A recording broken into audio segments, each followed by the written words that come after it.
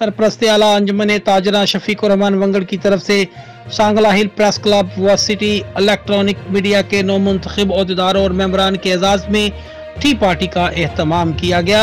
इस मौके पर मियां शफीक रहमान वंगड़ ने मीडिया से गुफ्तगू करते हुए कहा कि शहर सांगला हिल लावारिस हो चुका, इंतजामी अमूर के तमाम अदारे करप्शन की नजर हो चुके, कोई पूछने वाला नहीं, शहर को लावारिस नहीं होने देंगे।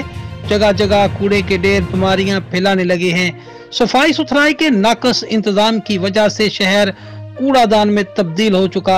शहर के सियासतदानों को पता ही नहीं क्या मजबूरी है जो बार बार करप्ट अफसरों को तैनात करवाते हैं। जो भी शहर को नुकसान पहुंचाएगा इलेक्शन में इसको बेनकाब करेंगे। उन्होंने मजीद कहा कि शहर को साफ न किया गया तो जल्द एहतजाज की कॉल देंगे।